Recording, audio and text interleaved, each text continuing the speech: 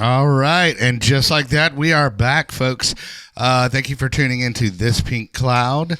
We are a show all about recovery, mental health, multiple pathways, all that good stuff. I am DJ Kelly Reverb.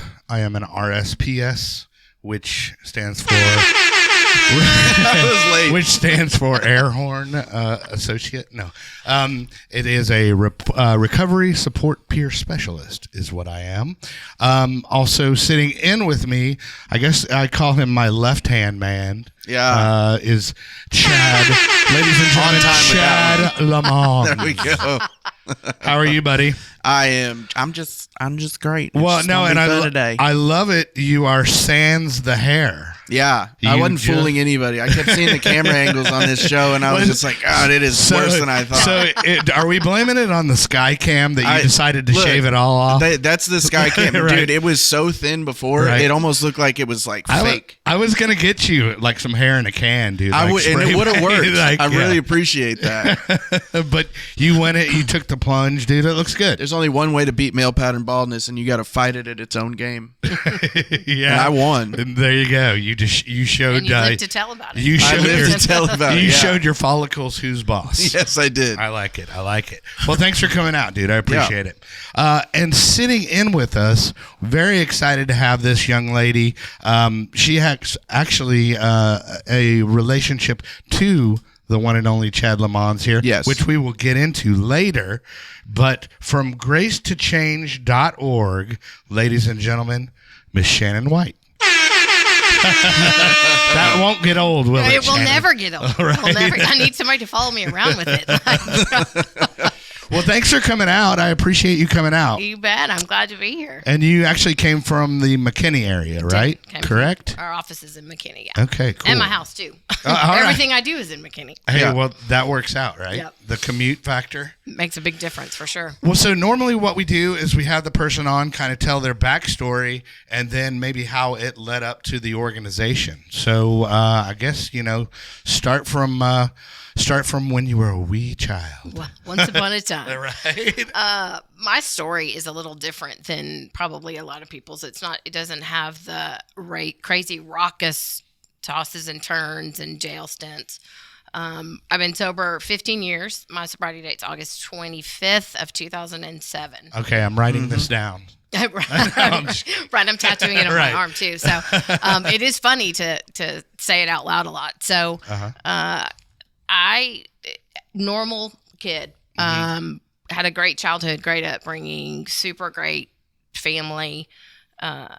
Didn't have that dysfunctional mix that a lot of people have. My parents stayed married. ADD has always been a part of me, and back in the day. And that is why you and Chad get along so Absolutely. well. Yes. Right. We can both deal with each other's crazy. Sure. It makes sense. Right. So I'm a firm believer that if that had been a bigger thing, alcohol wouldn't have been such a luxury for me. Okay. Alcohol just chilled my brain out. So I went to UT, did a few fun things in high school, experimented with X, which was kind of the thing. Yeah, well, we talk about it on the show because I'm an EDM DJ. So when ecstasy was legal at the Start Club, which you mentioned, yeah, right, yeah, it was the thing. Wait, you guys went to a place where ecstasy was completely legal? Yes, we did. Yes, we did. Yes, we did. Yeah. Oh, wow. Yeah. So it was legal for a while, but I also fell in that funny category of when I went to college to drink, you were 19. Oh, yeah. And so then it switched when I was 20 and they said you had to be 21. So Right. of course we all stopped for the year until we turned 21. Yeah, of course you We'd already hit the races. So Right. it was a weird time, but I really just found alcohol and it just did everything that everybody talks about. Made me funnier, made me kinder, made me more codependent, all those wonderful things that are proud mom moments. But I just started drinking, but I was one of those drinkers that could somehow maintain some semblance of normalcy in my life. Okay.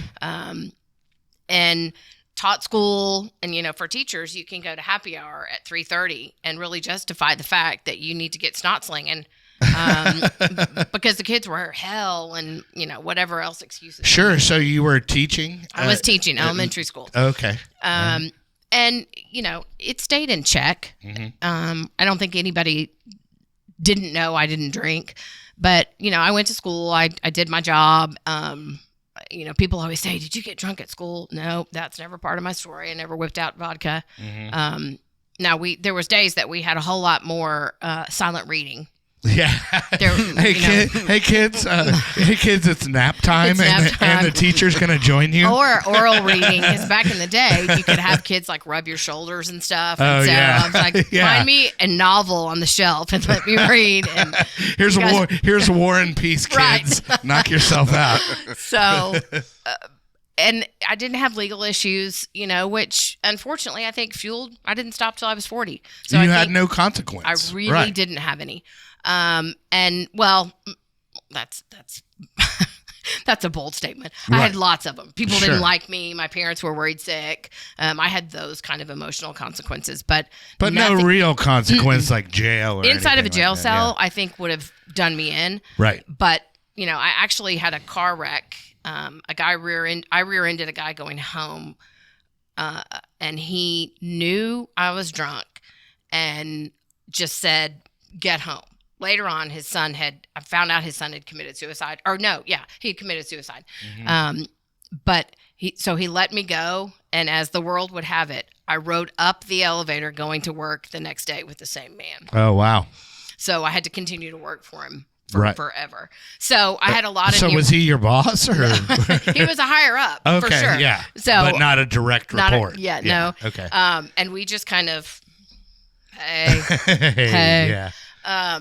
So somehow I could maintain it, and then it began to get more out of control, and at that point the world was against me. Right. And how long of a period would you say you quote air quote successfully navigated it? I probably was about 36 or 37 until it got to be a real hindrance. Okay. So from 18 to 36? Yeah. Okay. So we will eventually find out your age. No, I'm just kidding. 56. I'm proud of it. Right, no, that's all good. So when I was teaching school, and then they set me up with a guy who they said, this is going to be the greatest experience of your whole life. Get married. He hadn't been married. I hadn't been married. Everything was like copacetic. And he drank. So we could have a good time. So we started dating, and school was starting to be a hindrance because as educators, they really like you to grade papers. Right. Which I was totally opposed to. Smiley face was good, but in 5th grade, they needed more than that. So, and with my ADD and my drinking, it that grading paper thing inhibited my drinking in the afternoon after school. Oh, sure. So I started dating this guy, and we got engaged, and, as us alcoholics do, we ran for the finish line. We're going to get married. We're going to build a big house. I sold my house. His conveniently didn't sell. And then we planned this big wedding. And then 10 days before the wedding, he said, I can't marry you. Oh, okay. So I said, great. It's time to go to rehab. Oh, no, I didn't. I said, let's get this party started. Yeah. It's real. And now I have a reason. That's right. Yep. That's when it got bad. I'm going to drink at this total humiliation. Did he have an idea, or do you want to even? Yeah, no, I think he did. And I feel like probably that was part of the reason. I don't know. We never knew. Yeah. Okay. He called one day and just said, hey, it was after my bachelorette party. So I knew something was weird when I was at my bachelorette party. So you can imagine I was slightly hungover. Sure. Or really hungover when he called. Slightly. Right. So I'd come back from Austin. Everything was great. And he called and he said, we need to talk. And I was like, are you going to tell me you're not going to marry me? And he was like, we need to talk. And I was like, if that's the case, there's nothing to talk about. We got to cancel this freaking wedding. Right. And so we had a big wedding planned. Oh, wow. And I was living in an apartment because, that crazy, you can't live with someone. I know it's warped mentality now, but can't live with somebody. So I sold my house and I was living in an apartment and then we were building this big house. So he'd also convinced me to quit my job because I was going through a deal with the school district where I could have filed a lawsuit and done all this kind of stuff that would have been, right then it was justified. Now I look back and I'm like, you're an idiot. But right. So he said, just quit your job. It's fine. We're going to have babies and everything's going to be great. So I was all in. Right. Apparently he wasn't. Right.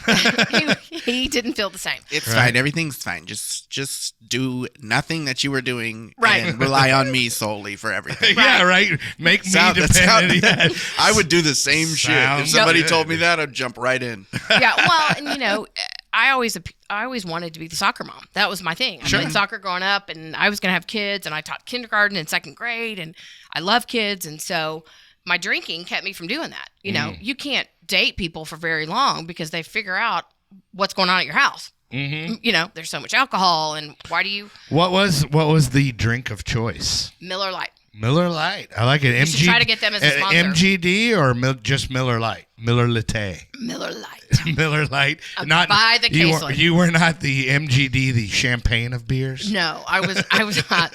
Although I have to confess, there were several times it was in a brown bag.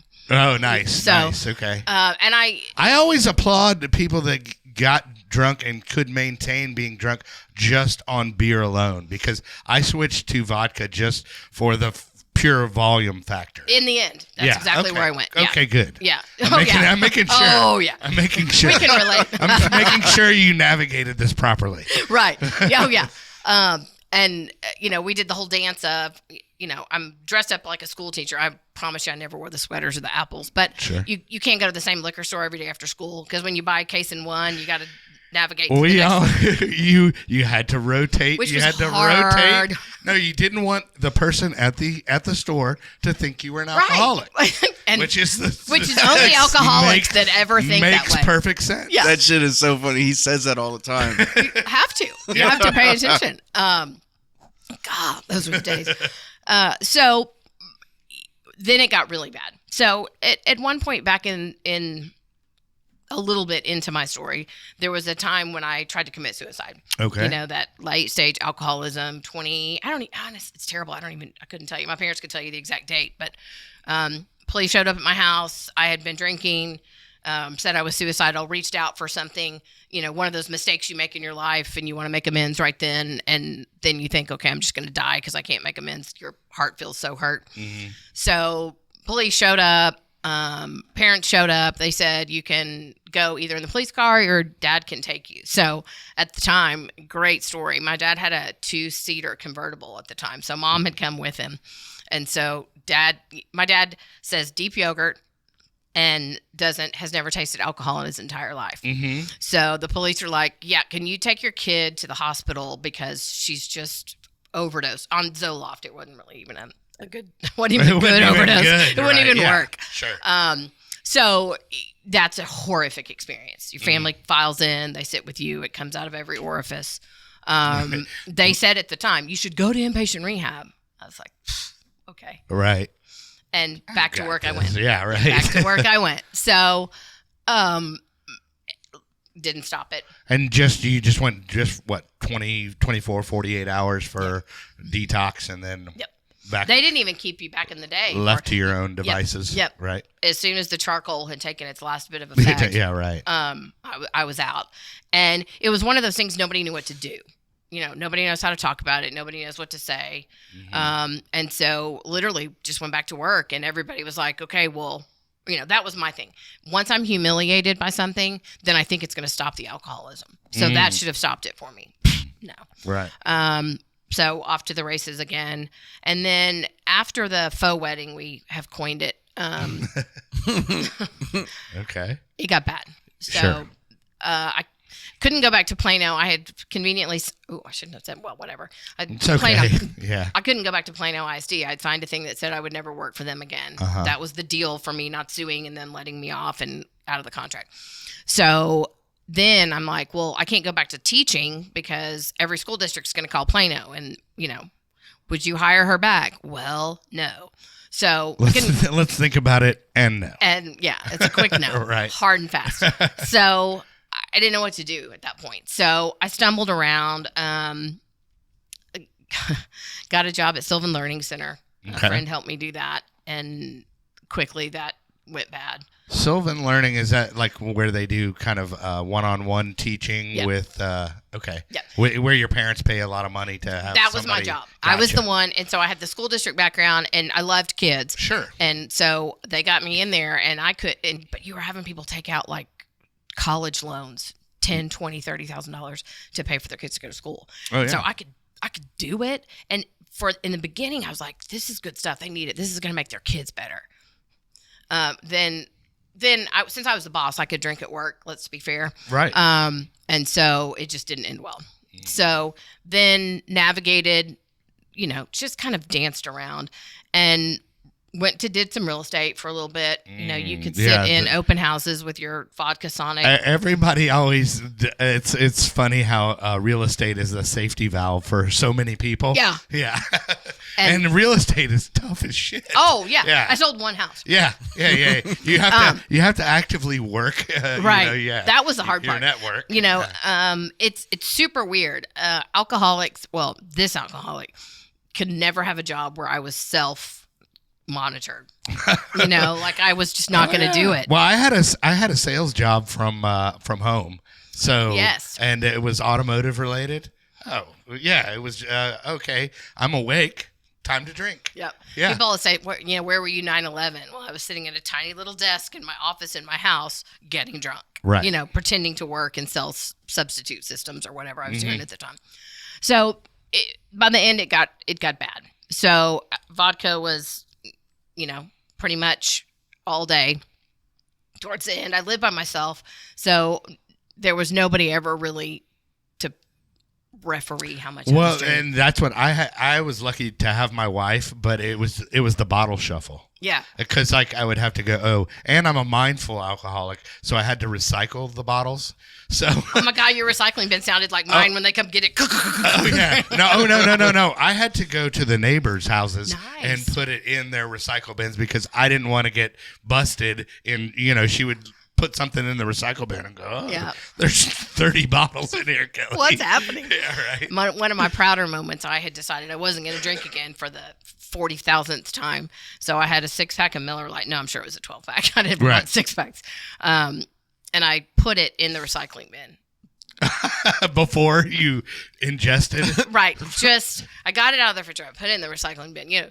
Pour it out. That's a great idea. Of course, I didn't do that. Right. I'm just going to put it in here. So I went to school, and I came home from school, and it'd been out in the sun for forever. And I lean the thing over and pull it back out and take it back in the house. So, recycling my alcohol didn't work. You were like, oh, it's fate. Right. It was meant to be. Right. Oh, look. This 12-pack was meant to be. So when it got really bad, people said, look, you got to do something. Mm-hmm. So a friend of mine had gone to a place in California for inpatient rehab. So he said, look, it's super nice. It'll be great. So I went. It was in California on the water, like a $9 million house or something. Mm-hmm. So I was still super pissed. So I didn't want to be there. I wasn't excited about it. And I roll up, and the vice president of Chrysler at the time was in there with me. He just had a DWI in the company car. So I'm doing the math. I'm going to look him up later. Right. Sadly, I think he's passed away. Oh, that's yeah. He was super sick. And so the reason the guy that told me about it liked it, who had also passed away, is because it was super fancy. You took orders, and they would make food for you and do all this kind of stuff. And so I basically just kind of checked out. Mm-hmm. So the first day I went, someone said something like, so what'd your parents do wrong? Mm. And I was like, nothing. Close the trap. Mm-hmm. So then it was in California, so we went to Saddleback Church. That was part of one of our things, which Rick Warren, the guy that wrote Purpose Driven Life, loved his stuff. But back then I was like, this isn't me. So people came in wheelchairs. There was homeless people. There was all this stuff. And I couldn't compare myself to that. I was like, I'm not that. Right. So that uniqueness that I justified stayed for a really long time after that. So I got home and I started going to AA. I went to AA sometimes 3 times a day. Okay. At the time I lived in Frisco, and I would drive to Georgetown and be there at 7, Then by 8:15, you head back to Frisco. It gives you about an hour and a half. Then you go back for noon. So I did that just to keep myself busy because I didn't have to work at the time. Mm-hmm. And so it was a lifesaver. Right. But nobody said, hey, you need to go to outpatient. Like when you get out of inpatient, you need to go to outpatient when you get home. There was like zero discharge There was planning, no aftercare after. And it was just 30 days? Yes, but they let me out 26 because I just said I was done. Yeah. And so there's zero aftercare planning. They never checked on me one time after they cashed my check. So I'm back here fending for myself. And again, the embarrassment factor. People know I went to rehab. So this is going to fix it for me. So that didn't work. So doing AA and then relapsed again. Okay. And my relapses weren't hard. Like I didn't have hard relapses because I genuinely wanted to be sober. So that's a big part. And I always tell people that is you cannot make somebody want it. Mm-hmm. They have to want it for themselves. Right. Yeah. And sometimes you just have to give the person time to figure that out. Right. Or haul them to jail. Right. Yeah, we'll get into that. So when I wanted it. So I was doing okay and then slipped up again. And I was like, okay, I got to find a psychiatrist. Because everybody said there's medication you can take. So I found an incredible addiction psychiatrist and was just brutally honest with him. So I got on all the medication. Naltrexone, Camprol, all that. And I did great for like 7 months. Then relapsed again and went back to him. And I was like, okay, we got to add something different. Did you figure out kind of maybe in hindsight what the relapse was about or how you maybe could have navigated it differently? Yeah, the codependency was a big deal for me. Okay. And so I began helping somebody take care of the kids and do all these things that, and then may or may not have lost a lot of money by trusting somebody. Sure. So that codependency was really the thing. And so then I'd get that justifiable anger because I was doing things I shouldn't have been doing for her and her kids. And so just relapsed. So then went back to my psychiatrist and said, okay, I need Antabuse. Mm-hmm. And he was like, okay. So I took Antabuse for probably 8 months, which was awesome. I never had a mess with it, and then I don't even know what Antabuse is. It's the stuff that makes you violently ill if you drink alcohol. Drink. Okay, mm-hmm. All right. And so I found out probably 5 years later, once I get in the field of doing this, he's like, "Yeah, I don't give that to people that are single very often because if you drink, it can kill you too."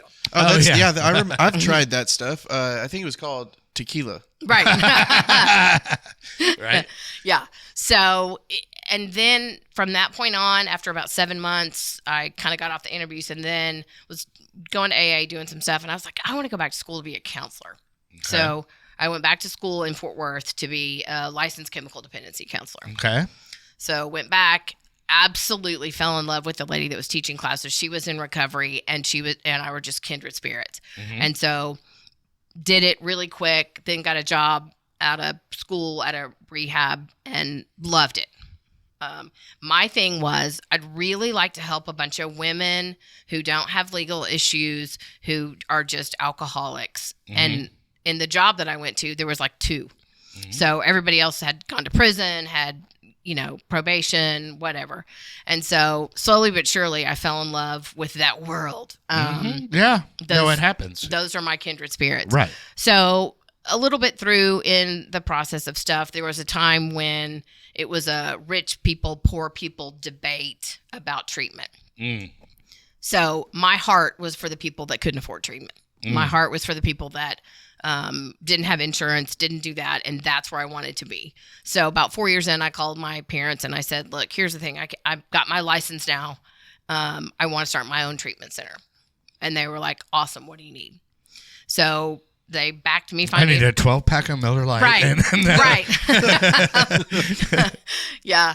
And so they did. And so Grace to Change started 12 years ago. Okay. May of 2012. And you just kind of came up with the concept of Grace to Change from getting your LCDC was the inspiration kind of behind it. Yeah, and I'd worked in an outpatient treatment center. So when I had gotten a job doing my internship at another outpatient treatment center. Okay. And so I was doing stuff with the drug courts, which I absolutely just loved. Right.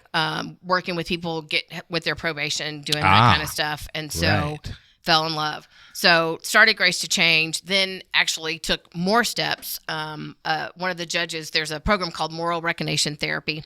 Sounds like it's a made-up name, but it's cognitive behavioral therapy. It started in the prisons. I am a big fan of CBT. Yep. Yes. So that's what this is, basically. Yeah. It's a workbook. It's 12 steps, but it's more about goal setting, owning your shit, doing what you're supposed to. It's basically they take the God out of the AA equation. A little bit, and so I loved it.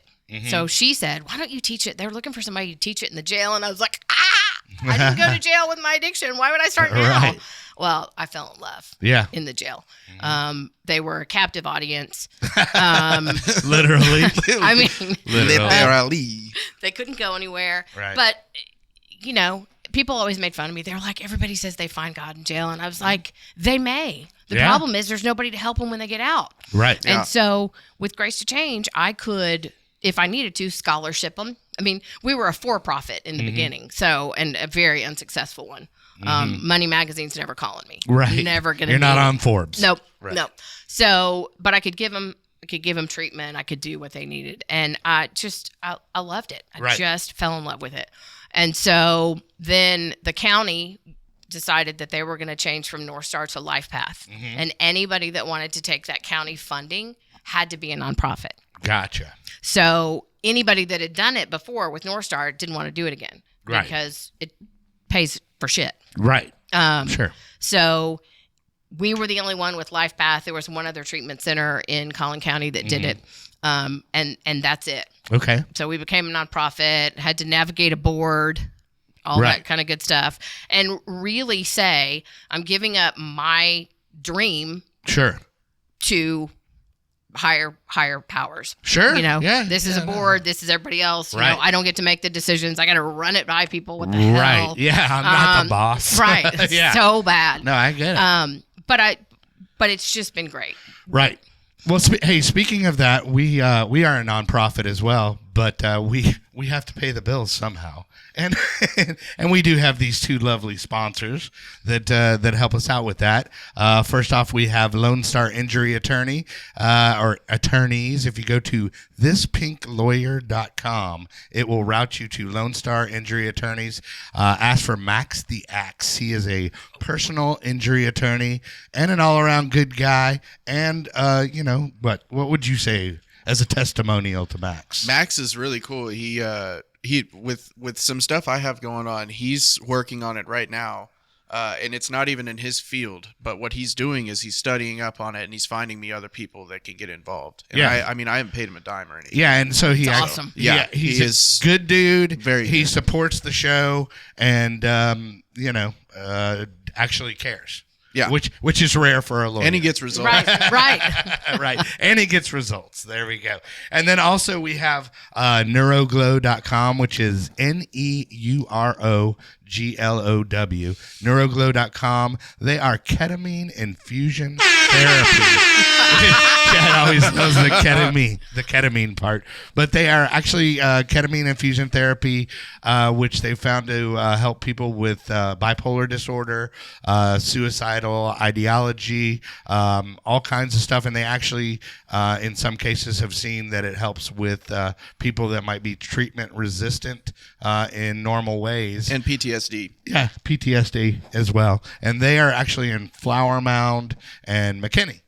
And I also put them up first and then had to take them back down and then put Max's up because I thought you were going to do them first. So I'll change the order on that. That's all good. For next time. It's all good. Double plug for that. But yeah, so that is neuroglow.com and then thispinklawyer.com. But anyway, so back to the so you basically found out that it was a better pathway to go the nonprofit way and get funding and grants and tougher. And all that and that good and tougher stuff. yeah, it absolutely was. And so this is just a passion project. So one of the things I love about Grace to Change is all the people that work for me were clients of mine prior to when they got hired.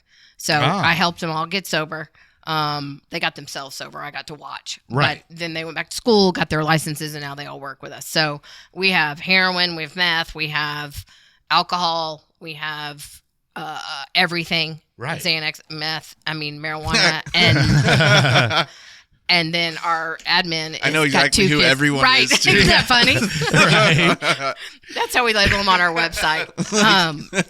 But it's just a place where we all love what we do. We love going to work every day. We love helping people. Right. It says like the name tag and it says meth underneath. Right, exactly. I'd like to meet you. Well, it is funny because people will walk in, they'll be like, I don't think you understand me. We've got meth. I'm like, oh, dude, we got you. IV, heroin, we're totally different. Oh, go talk to Daniel.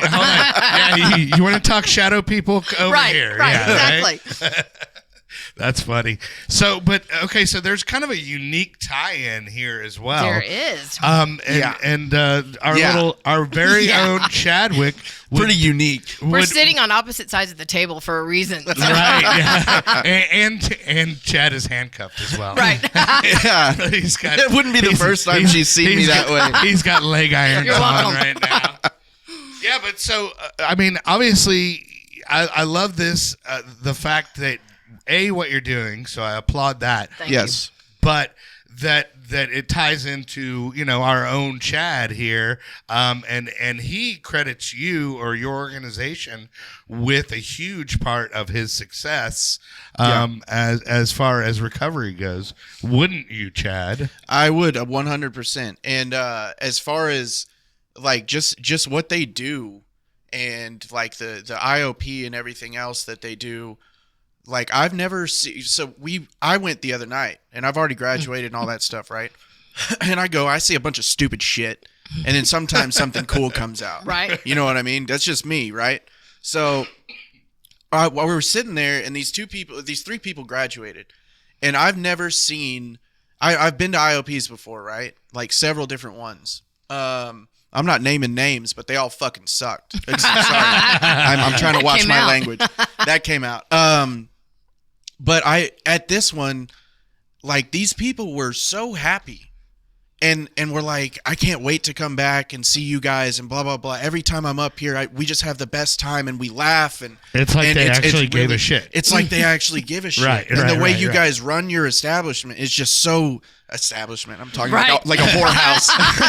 Yeah. I really love the way you fine ladies run your establishment. That was awesome. But it was just amazing to see, because that's exactly what I said, and I tell other people about it. I have friends that relapse or whatever, and I'm like, hey, look, like I got an awesome program that, and I had been there before, but I got dumped there this time because the way that I ended up leaving rehab and all that stuff, it was a court thing, and I still go. I don't have to go. Right. You know what I mean? I love going. They love it when you come. It's something else. Yeah, it's good when you actually want to go somewhere, because I mean that's not always the case. Is that an organization that you actually want to go to? And it's like recovery based. Yeah. You know what I mean? Like if I could do that, if that was 7 nights a week instead of AA, like that would be something. That really would. But I get it, because they would. I mean, you'd run out of shit to talk about. Right. After a while. Maybe. I don't know. Debatable. Yeah. It'd be harder to set like a lesson plan or whatever. And then you wouldn't be doing because the whole thing that burned me out, well, besides like the politics in AA, I still love AA. Trust me. You know what I mean? But it's all just, it's the same people. It can get clicky. It's very clicky, and it can get. I mean, every group is different. I'm not talking bad on them. Right. But what your organization does is there's always, the way it's presented too is just so funny and so fun, because of the people you have working for you. Right. You know what I mean? They're not there to make you have a bad time. Right. They're not there to fuck with you, because there we go again. No, do it. I'm trying. It's fine.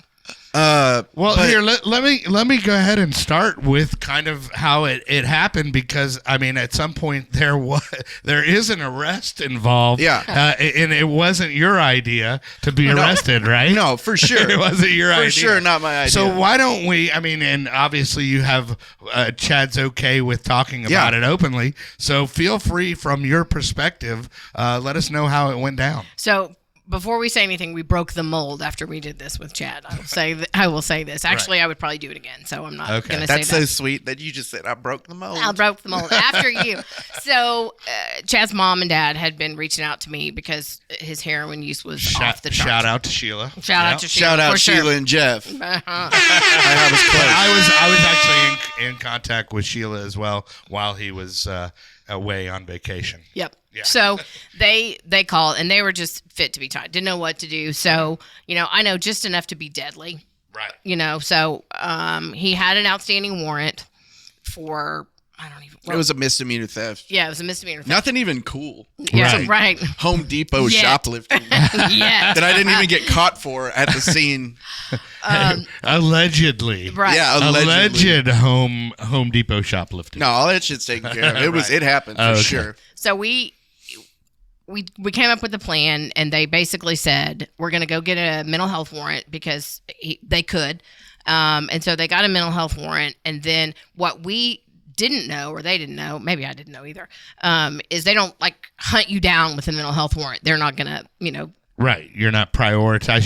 You're not public enemy number one. So you have to get them to a location, then you call the police, and the police come and get them. Oh, nice. So we decided, and I said to Sheila, look, he's going to hate me forever. This is going to be done. If you ever, want him to come to treatment here, this isn't the way to do it. And she was like, nope, we got to do it. So she'll tell you to this day, she had him arrested. But, sure.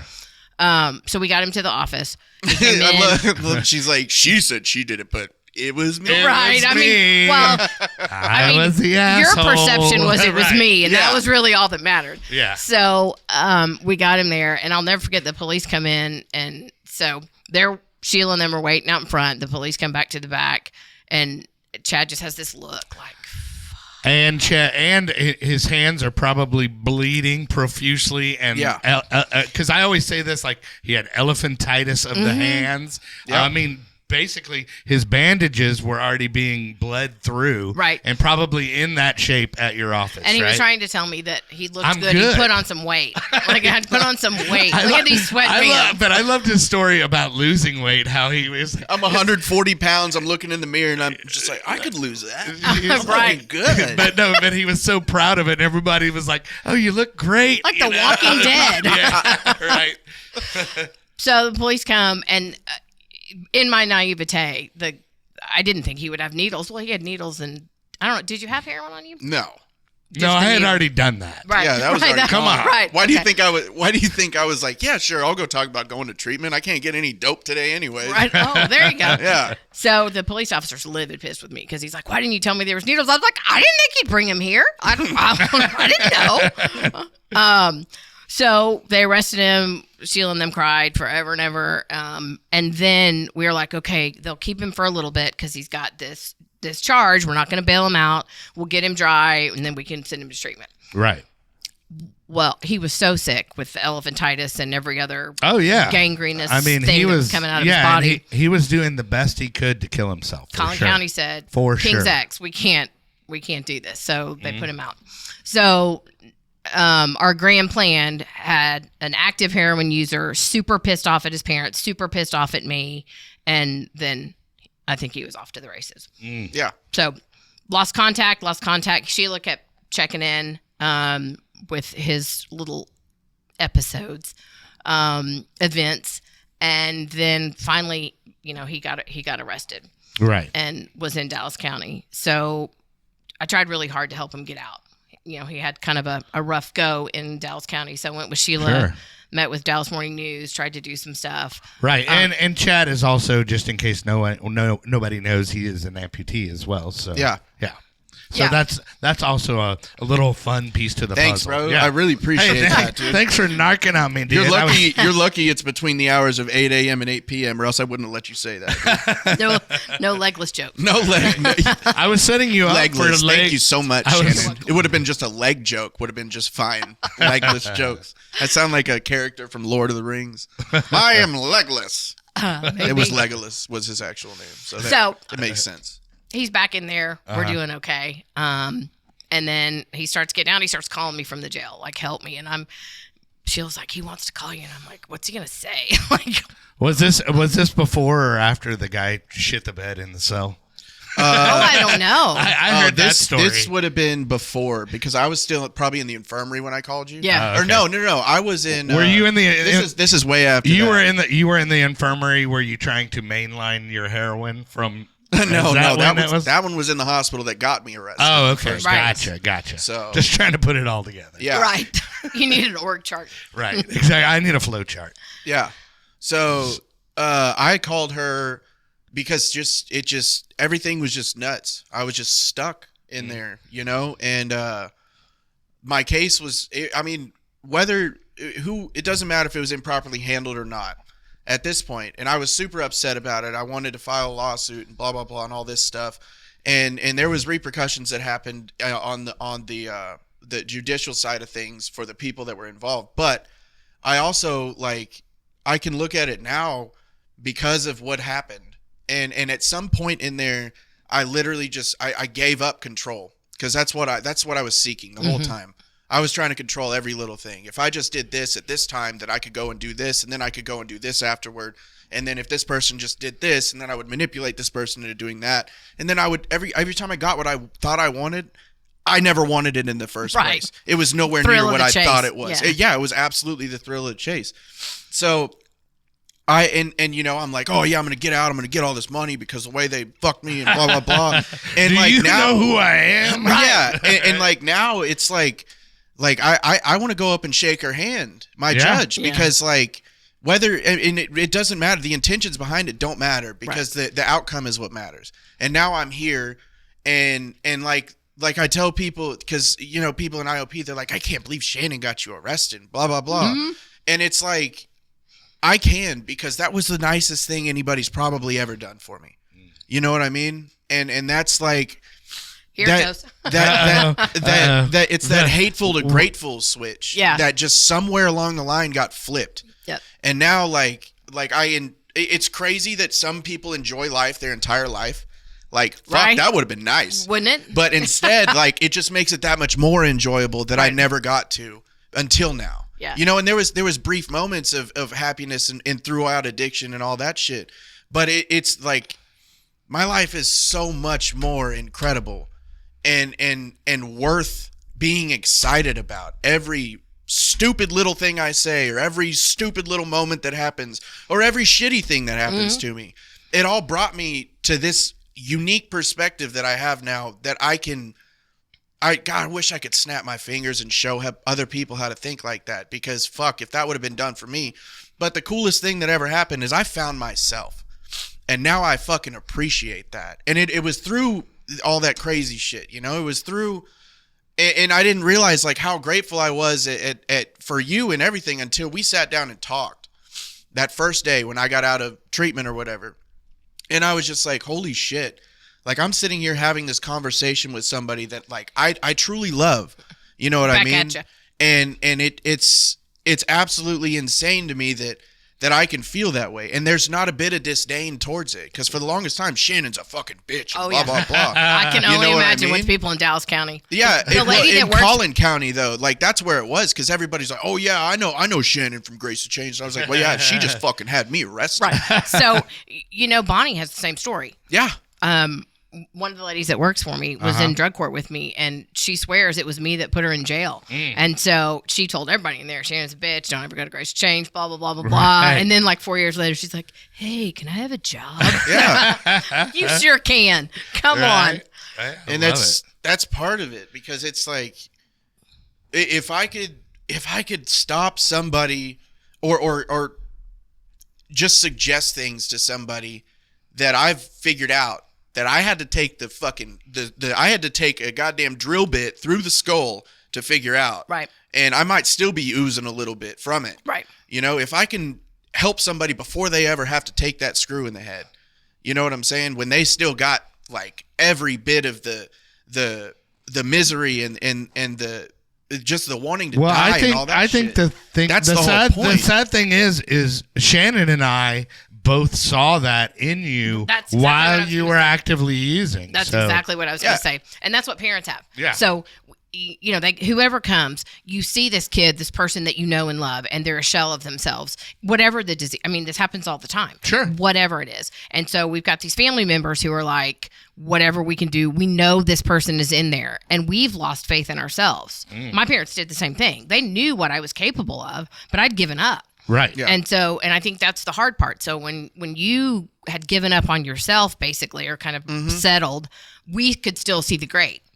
And that's why we give free aftercare for life. This is a disease that lasts your whole life. Another reason I'm not going to be on Money Magazine. Sure. But this is forever. And so, you've caught the bug. You've caught the bug. Yeah. Because once you get the gift and you give it to other people and you watch the change, and I say give the gift, you share your experience and you help them walk to the next place. And I'm going to go ahead and just blow you up a little bit. And this is some certain, you know, little small things that people might not see, but, you know, you're helping Chad out with Ubers now because Chad doesn't have a car. So it's not like, hey, bud, you're all better. Peace. Yep. Yeah. You know, I mean, there's actually, you know, some care and aftercare that's involved. And I want to applaud you for that as well. Well, you know, if it was easy, everybody would do it. And I think that's the hardest part is we need, especially in Collin County. I mean, we're so rich, but you can't get an apartment. You can't, there's no transportation. It's now if somebody wants to donate, they can go to, or if they need a resource, it's gracetochange.org. Yep. Correct? Absolutely. Okay, so gracetochange.org. I think that is in her. It's on the tag right there. On the tag. Okay, cool. And I'll also put it in the description as well. But I think what you're doing is great. And I mean, you know, any do you have like fundraising events or anything? We do. Like that, we're in the process of planning a gala that'll probably be gala, doesn't it? Gala. That sounds. Our establishment is planning a gala. I surely do appreciate the fine woman of your establishment and the way you run your galas. That's his foghorn leghorn. I love it. Right? I love it. So we're trying to get started. We've written a few grants and we've had some fundraisers.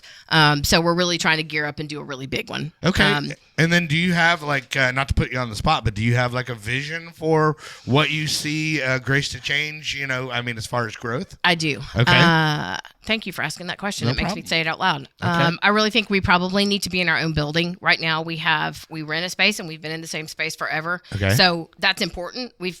I've been there for 12 years. So you're going to get consistency, but we need a place that, like I just ordered a hot dog machine. Like I'm super excited about my Rolly hot dog machine at 7-Eleven. I would never eat them there, but now I have one. Yeah.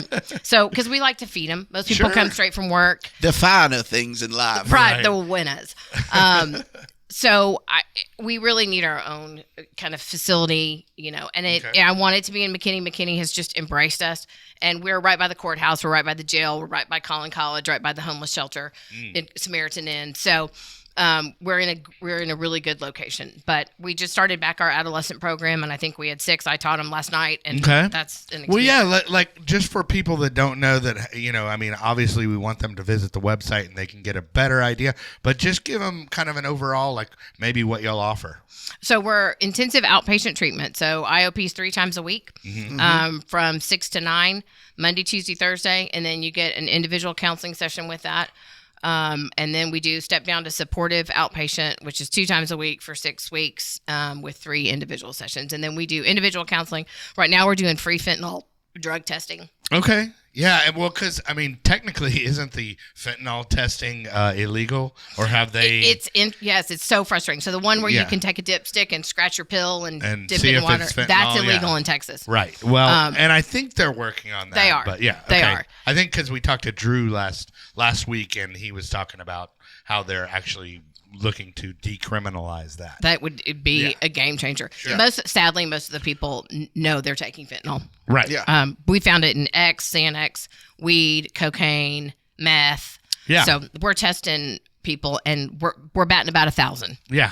Of everybody testing positive for fentanyl. It's super scary. And to all the drug dealers out there that watch this show, that's really stupid to be putting that in other drugs, because you're killing your clients. Right, that is very counterintuitive, quite honestly. To be honest, I don't think they care. I don't either. I don't think they watch the show either. Right. I'm just saying, though, that's really ridiculous. Like, it literally makes no sense economically. These guys are obviously not they don't have a business degree. That's, Right. that's Or a for sure. chemistry Or a degree. chemistry degree. Right. There we go. So we're trying to do that. Well, cool. Well, and I love the fact that you have a vision, and I think that's great. And I would love to see you get your own building. Especially because just personally, I could see how people would look at Chad and almost just go, oh, well, he's just a hopeless case. You're right. Man, he's going to be, he's going to be dead or a user until he's dead. Yep. So, but I applaud the fact that you had enough faith in him, and well, this is why we get to do it. I mean, who would Right. have thought, like, from where he was now to working at a treatment center? Yeah. Hello. Yeah. Like the perfect. It's a Hallmark movie for recovery. Basically, yeah. I'm just saying. I don't know who's going to play me in the movie, but it's going to be somebody right, good. and it's got to be on Hallmark, Right? No, Yeah, it that way can't be. that way my mom will watch it. It has to be on Hallmark cable. and Lifetime. and my wife will watch it Yeah. as well. Oh, As long yeah, as it's on- there we go. As And long then- as and it's then- on Hallmark, We'll dude. put it on in Man. July. That way she can watch it with her Christmas movies that come on in July. Right. Because if you don't know, Maybe we could have Lindsay Lohan play the part of you. yeah, Right? Well, what I was going to say is I don't there's know. no way it can be on Hallmark with Chad's mouth. If we want it to be authentic, it's Right, not- or yeah. mine. I don't know why I'm blaming it on you. Yeah. Mine too. Yeah, right. Well, I appreciate you coming on and It's being been so great. candid. Yeah, and then I always give the guest a chance to shout out to whoever they want to. So anybody that's important to you, maybe that was important in your recovery that you want to shout out to. Or? Oh, absolutely. Yeah. Carolyn Dunnigan, my therapist, was off the charts. Lorenzo Triana, amazing addiction psychiatrist. Right. And my staff is Okay. absolutely. Yeah. Bonnie, Jennifer, Kim, and Daniel. And Donana. You're my rocks. And we do this together. People always say, "Why don't you have another location?" I'm like, I can't. I Right, can't take yeah. these people and duplicate And them. split them up or anything Yeah. else either. Sure, yeah, 'Cause it's a tight bunch. Right. I went to high school with Bonnie. We've known each other since 8th or 9th. Or since before that, her mom was a officer there. Right. So I've known Bonnie since I was a kid, and we've seen each other. We party together, everything else, and like that. It's absolutely amazing. And because I remember when she got sober and everything else, and there's all this other stuff that's happened, but she is one of my favorite people that I ever met. Got my strong like Jack Yeah, bracelet absolutely. on today. So Well, cool. Well, but thanks for coming out. And You bet. I want people to go to gracetochange.org. They can see more about that. Also, we never plug ourselves, Chad. If you're watching on YouTube right now, please hit subscribe. Also, we are on all other major streaming platforms. Yes. And you can listen to us in your car on your Apple playlist. And I think we should use this opportunity to say something about some upcoming things. Oh, what? That Some new music. that we're producing music and Yeah. currently shopping. Yeah. We will actually. We'll do an episode where we actually play some of our stuff and show how two people in recovery can make magic. Yeah, it's when you listen. When you listen to the music, you're gonna be like, Yeah. I'll just point out. We'll play the We'll before and point after. out. We'll point out fucked up, and then we'll point out Right. sober, and you'll be like, yeah, that makes sense. Right. Well, cool. Well, thanks again for Thank coming you guys out. so much. And Appreciate thanks- all you do. Thanks again Absolutely. for sitting in, Chad. Thanks again for sharing your story, man. I mean, Absolutely. I think that's great. And then remember, kids, there is no magic pill for sobriety, because if there was, we would all take too many. Yeah, and we would test them for fentanyl too. Once that Right. gets legal. Hopefully. Outro.